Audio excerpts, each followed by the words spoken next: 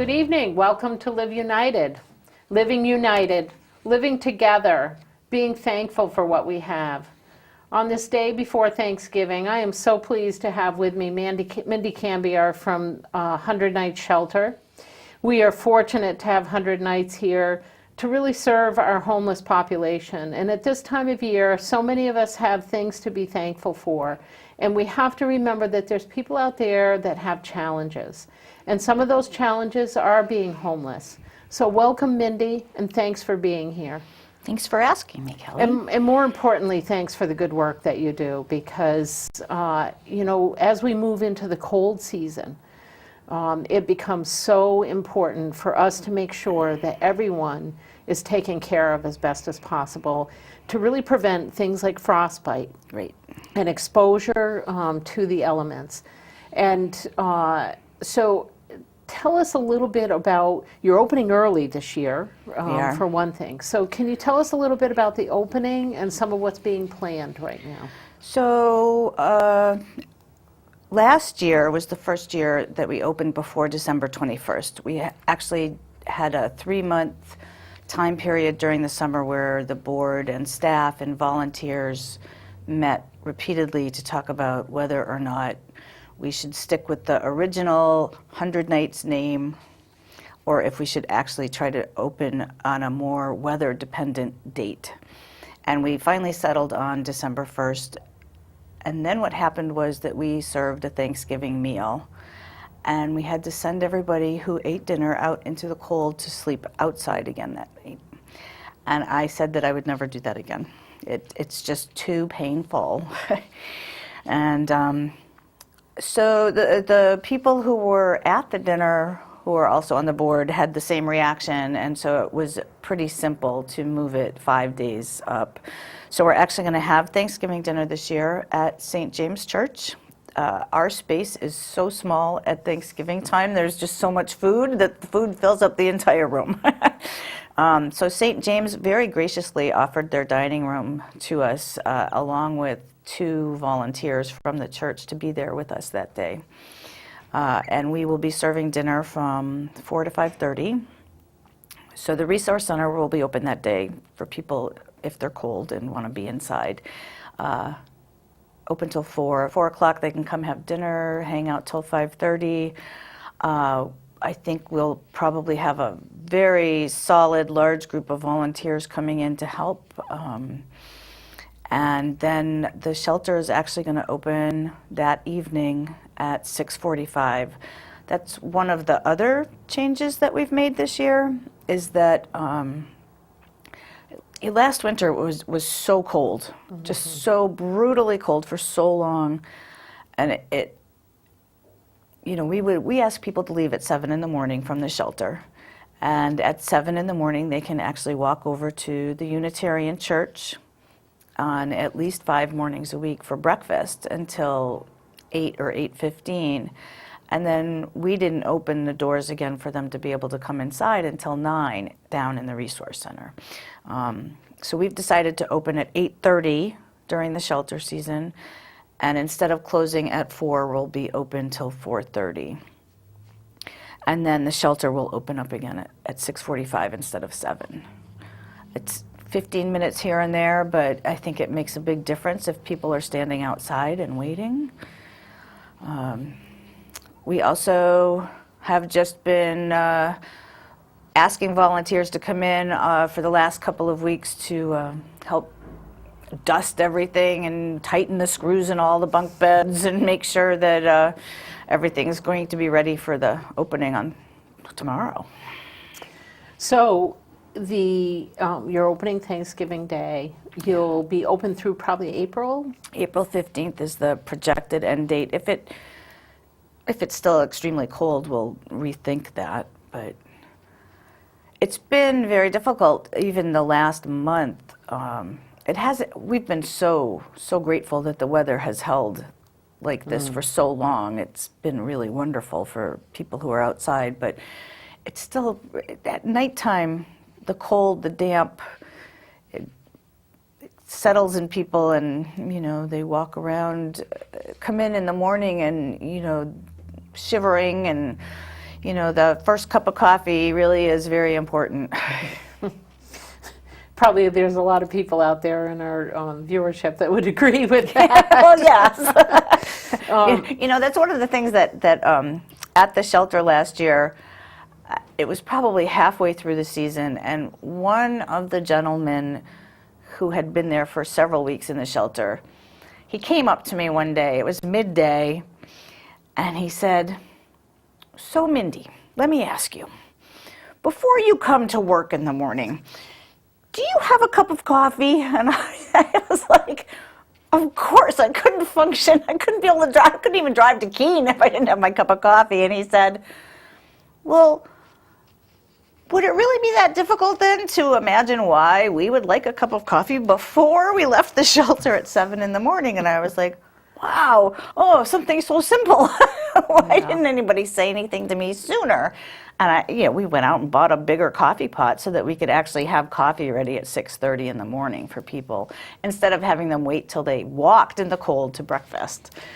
Simple little thing, but makes all the difference in the world. Yeah, and so let's talk a little bit about who you're seeing coming through the shelter, because I think, there's a lot of opinion out there when it comes to the homeless. And I think what we have to remember is that many people end up homeless and never intended to be there, Right. and it's oftentimes we make it moral.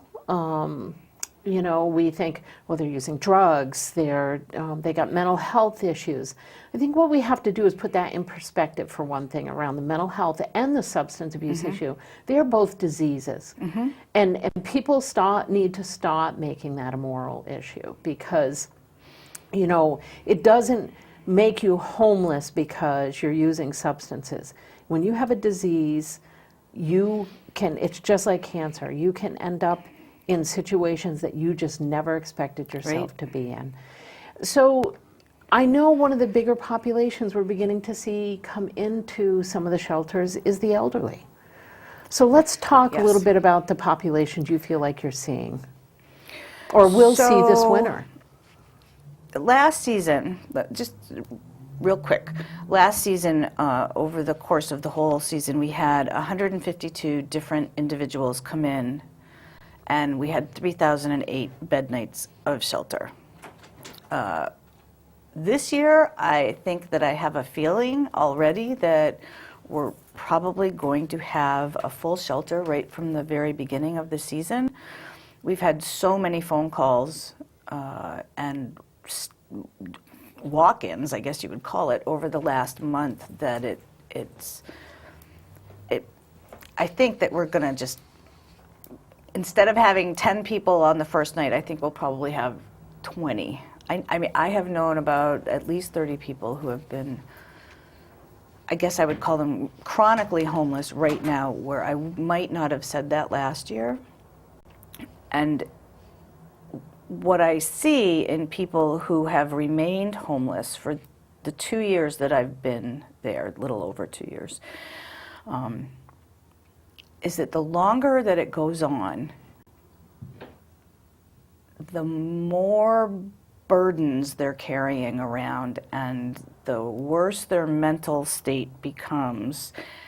And even getting to an appointment that they have made with an agency or a person who is supposed to be helping, the appointment is set up for the purpose of helping them. They can't sometimes even make it to the appointment because they can't remember that they have the appointment, or they can't figure out how to get to the appointment. So I think that the staff at 100 Nights is trying very hard to put more time and effort into reminding people that they might need to want to keep the appointment. We'll offer rides or try to get people on the bus. But it seems like the real problem is that there's not enough affordable housing. Some of these people have gotten some help. They have gotten people who are truly disabled, I'm talking truly disabled, have gotten disability approved and can't afford an apartment. I just don't understand that. I mean, how can we be giving people a monthly check that doesn't give them enough to get an apartment? If you're going to give them a check. So Anyway. one of the challenges we just talked about in our Your Money, Your Goals training that we did was around this issue. That there's even federal guidelines around the percentage that you should be spending on your rent or your Right. mortgage. And what we're seeing is in the Monadnock region, it's way above those averages, what's required to actually afford to be able to rent an apartment. And, you know, I had somebody recently say to me, well, you know, then they should move closer to Keene so, you know, they can work and they can walk places and, you know, don't need a car. But for a lot of people, they need to live outside of Keene because that's where they can afford to rent a facility. But then they have the challenges of transportation, getting to work, getting to the services that they need. Right. So it's really, it's quite an issue for us to struggle and grapple, I think, with as a community. And I know there's work going on around, you know, what does it require to really live here? What is the living wage that's really needed for people to Right. be able to survive in the Monadnock region and have their basic needs met? But, you know, you're working with the population whose basic need isn't able to be met. And I know that, you know, we just had one of our other service partners contact us with an example of an elderly man, you know, sleeping in a laundromat to keep warm. Right. And, you know, this was somebody who worked all their life. And, you know, when you have a partner that ends up in a nursing home and you Yes. Sell your house and all your things trying to take care of that person and their health care needs, you know, he's now in a situation of being homeless and being depressed and ultimately even suicidal, thinking that the world would be a better place, that his wife could be taken care of if, you know, he wasn't here and his life insurance was available to her. So we have to remember that for many of the folks that you see and many of the folks that end up homeless, we have to remember that there's some desperation in there. There's fear, there's desperation, there's hopelessness. So how do we give them hope? How do we make them still be lifted up by our community members, Mindy? Well, you know, that's an interesting question because I think for me, what it comes down to is that you don't pass judgment on people, A. I don't know why we feel like we have to pass judgment on people because they're in a certain situation. And then I think that what it comes down to next is that you need to take the time to get to know a person. Yeah, there's some people who don't want to talk. But for the most part, we have found that the breakfast program at the Unitarian Church, as a prime example, every single group that does breakfast there, and there's 4 or 5 different church groups now who provide breakfast on a rotating basis.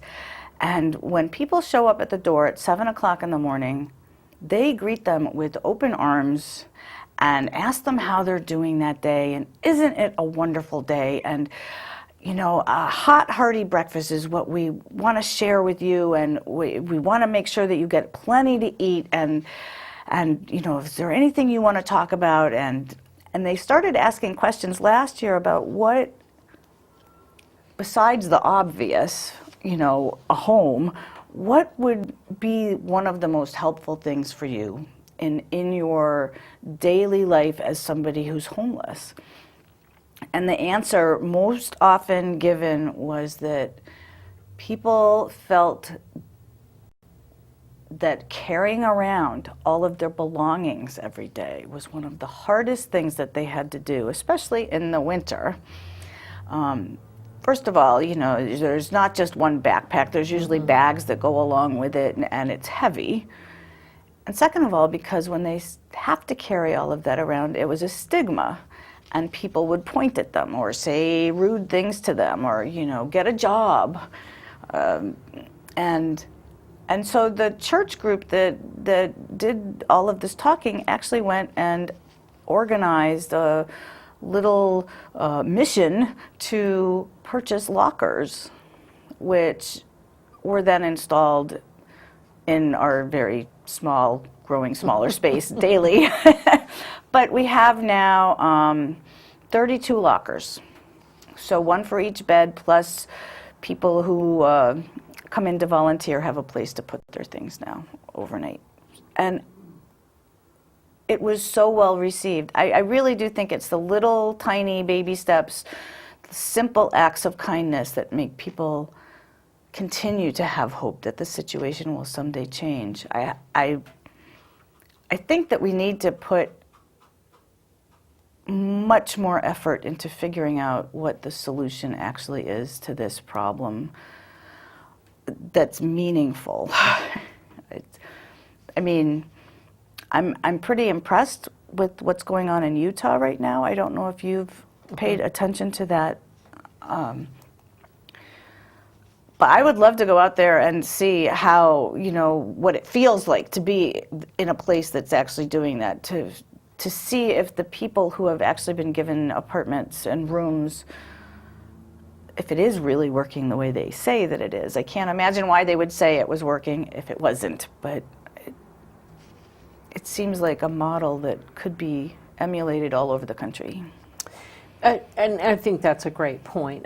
I'm sure many of our viewers are looking at this and saying, you know, there's a lot of people that feel like, and it's true for some people, that they do choose to be homeless. Yes. That is absolutely true. There is other people that don't choose to be homeless, that are really struggling to meet the needs of their families, or they may be elderly. I know that you've had families even coming to you, whether it's a pregnant mom, Yep. Whatever the case may be. But with the economic struggles that we've had, there's still a lot of people recovering from that. Oh, yeah. And I think, you know, we continue to be challenged, and part of that is being homeless for people, having to live perhaps in their cars or couch surf or, you know, find any kind of shelter that they can. And I know you've shared stories in the past about people sleeping in barns and just lots of different places trying to find some kind of shelter. And most of those people, it's not by choice. No, it's not by choice. It's also interesting to me how many of the population in Cheshire County even, never mind the whole country, are, I mean, literally one paycheck away from being in a predicament that's very similar to what was the start of the people that I see, who I'm now calling chronically homeless. It started somewhere. You know, a job was lost, or somebody got sick for an extended period, and savings got used up on medication that wasn't covered by insurance, and you sit down this slide, and it's really difficult to stop. And I think that we all have to work together to somehow put an end to more people becoming homeless. But I think the numbers have gotten much bigger. I truly believe that the numbers are bigger right now than they were a year ago. So, you know, I want to be positive here too, because you're doing a lot of great work. You have a couple of events coming up. You're providing shelter starting earlier for folks, so we can hopefully at least keep people safe. And I think that's the bottom line. We have to remember that this is about keeping people in need safe. Yes. And, you know, regardless of whatever your opinion may be, you know, that's the most important message here. And that there's opportunities, I'm sure that you need more right now. If you're opening earlier And you had an extended period last year, and I know there's a lot of support that comes in from our interfaith community. Yes. Really opening up the churches, whether it be for food, but also for shelter overflow. And they've been fabulous. They have. Really amazing, meeting that need. But it's not a long-term solution. Nope, it's not. So, there's opportunities for people to get involved. Oh, many. Many. In fact, you and I are meeting later today, and part of that discussion is how do we begin to convene a different kind of conversation out there in the community, and really get people thinking more proactively about how do we be preventing people even ending up here. And I know SES and MFS do some great work, particularly with our veteran population, which is one of the fastest growing homeless populations in the whole country right now. Which is heartbreaking. It is heartbreaking to think that people return and for lots of different reasons. It can be mental health issues, it can be post-traumatic stress disorder, it can be lots of different things. I just went to a military training, and part of what they talked about is that post-deployment and how you come back into this whole culture after you've been immersed in this, in your deployment, which is a totally different situation in terms of, your mentality, your physical well-being, all of that, and what you need to do. So is that a population you're seeing a lot of, is the veteran population? We've had, over the last year, between 7 and 10 veterans on any given day. I do know how hard the other agencies are trying to get veterans into housing and healthy. And it's a noble effort. It's a lot of work. But yeah, they're definitely there, and some of them don't want help. Yeah. And that's a choice too. Yep.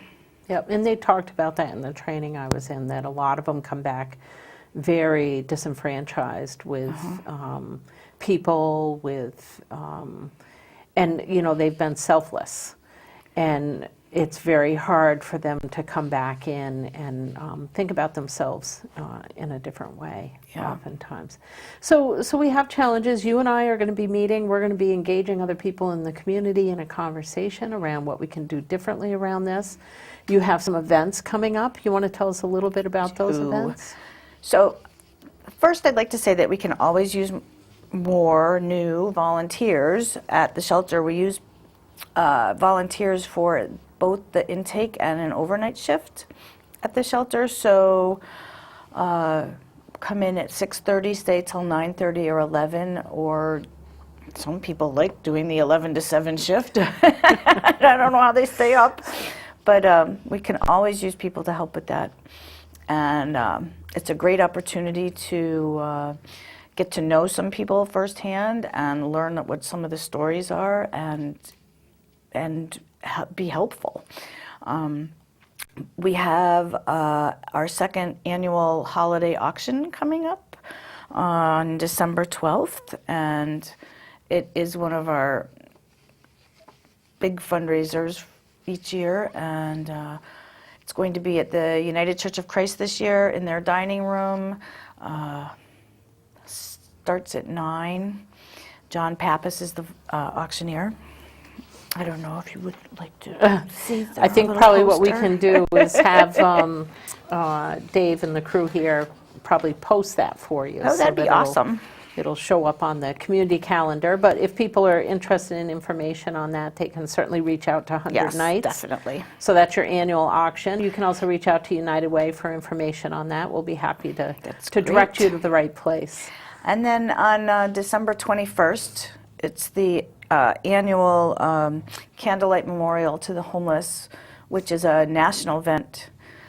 And it's here going to be probably more poignant this year because what happens at these events every year is that in each city that holds one, the names are read out loud of any homeless or formerly homeless people in the area who have passed away during the previous year.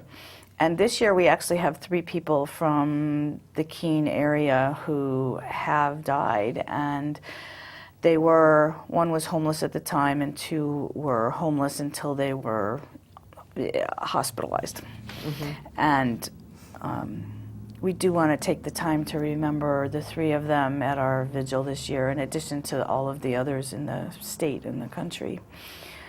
It's an event that is held on the Common, and it starts at 5:30, and at 6:30 there's a walk back to 100 Nights with candles, and we have a few musicians with guitars and singing, and I guess it's more of a feel-good kind of event. It truly is to memorialize people who have become important. That is an important event. So that's on the 21st It is. of December. So again, if you need information on that, you can reach out to 100 Nights or the United Way, and we'll be happy to direct you there. You know, Mindy, this is an overwhelming topic. You know, they say there's, and I don't even know what the numbers are anymore across the country. And perhaps you can share with us here in New Hampshire even, and what you predict here in the Monadnock region as the numbers of people being homeless. You know, it's a hard question because everybody counts homeless people differently. You know, there's numbers that you can get from the school system that don't equal the numbers that you'll get from one agency or another.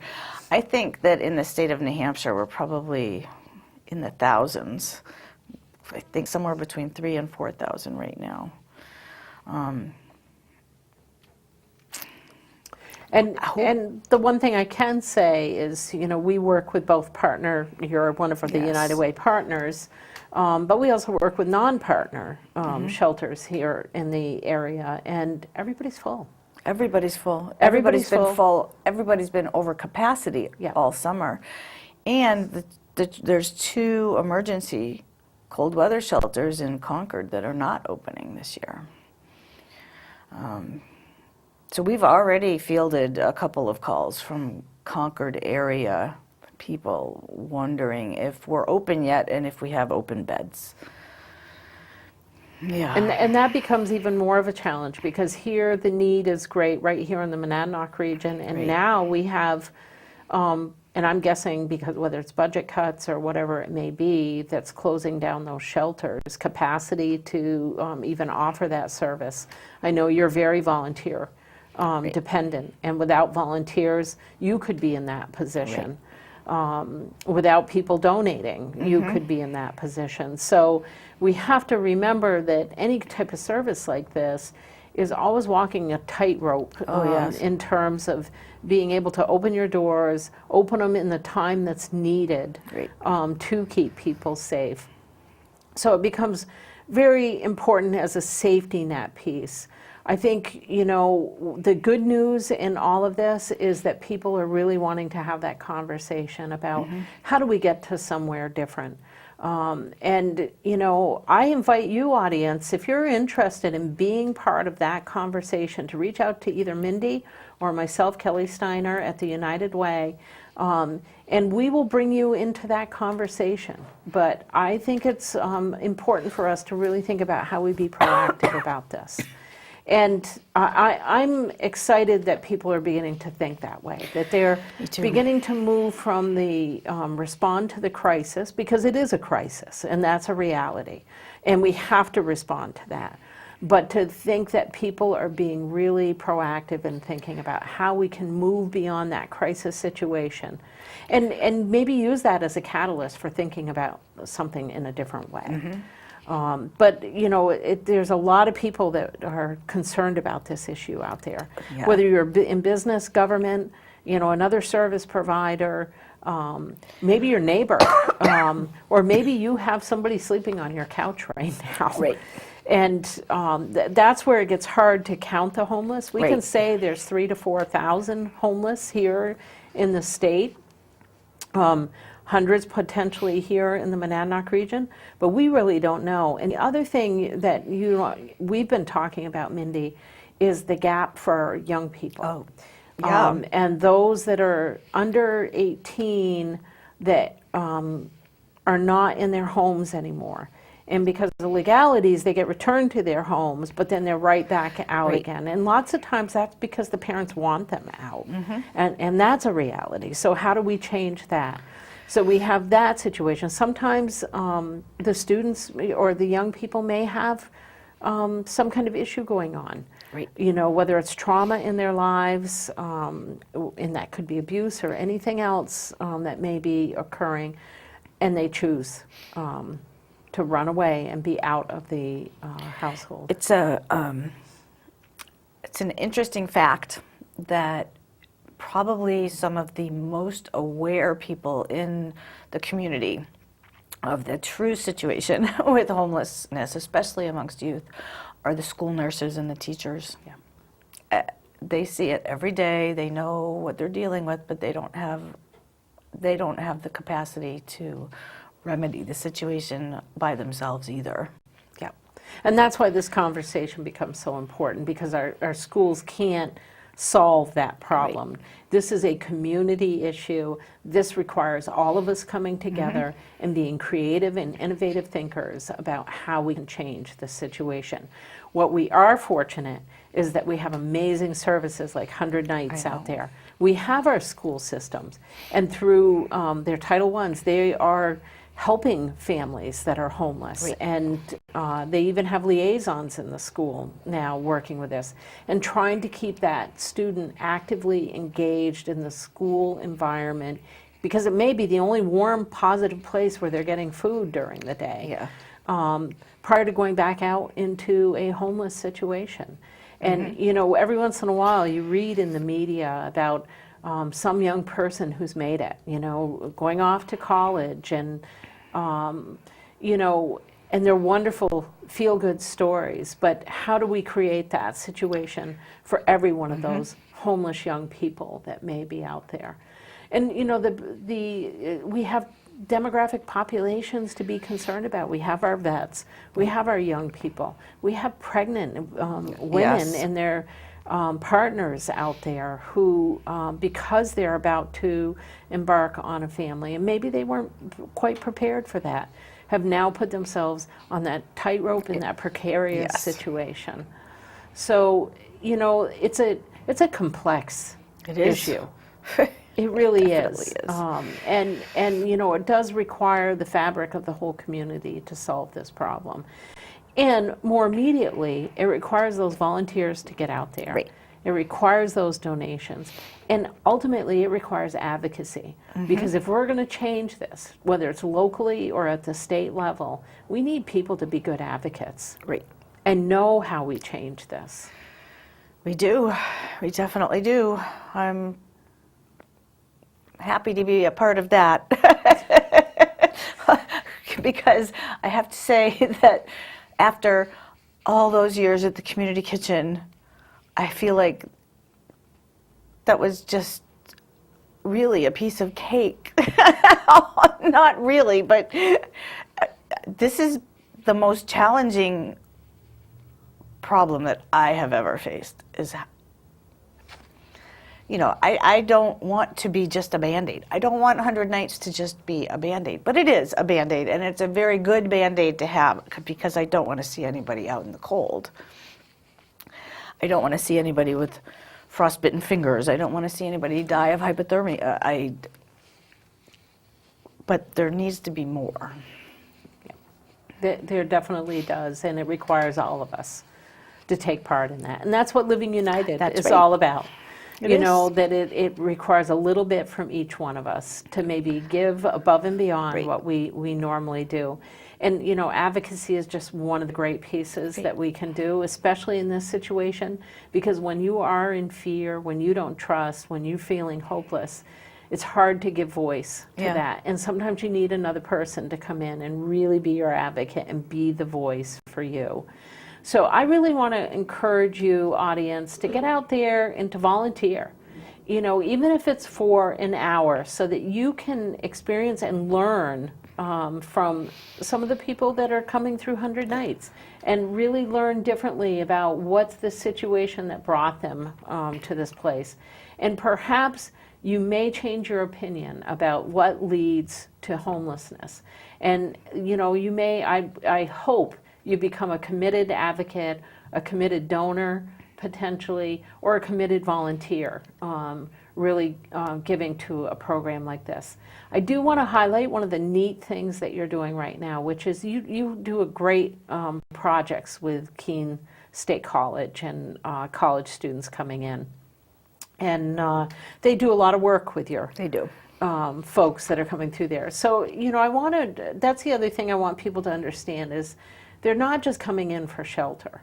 There's a lot of assistance and referral and support that is going on for each of these individuals trying to change their individual circumstance. And one of those pieces is, you know, nursing students. Working with them and getting that kind of, we have workforce development going on, which I think is incredible. You think about economic opportunity.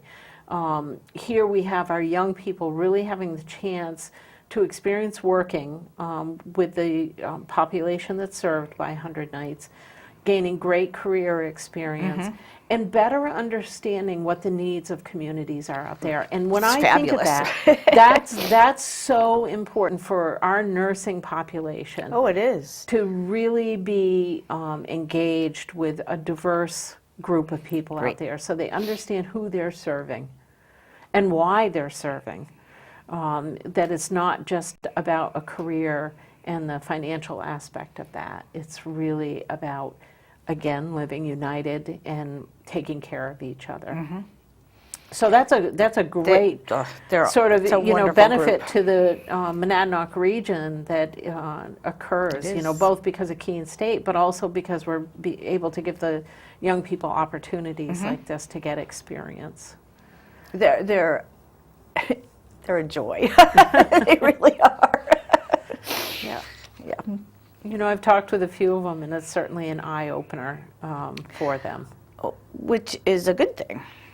I mean, you know, it's a very good thing to have some different experiences before you have different experiences. Yes, yeah. And I think sometimes, you know, I started out the show with, you know, it's Thanksgiving tomorrow, and, you know, how do we be grateful for what we have, and remember that not everybody has those things, and really, you know, great opportunity. Even on Thanksgiving Day, I'm sure you could use volunteers. Well, we're pretty full already, but we're not going to turn anybody away. I mean, part of the whole experience at Thanksgiving, I think, is that it's for everybody who's there. It's not just for homeless people who are being served. It's for people who are doing the serving, people who are doing the cooking. It's for everybody. Everybody is, it's a very community-oriented dinner, and so nobody would get turned away. And, you know, I can call them volunteers if I want to, but really you're just part of the community who's having dinner together, breaking bread and eating turkey.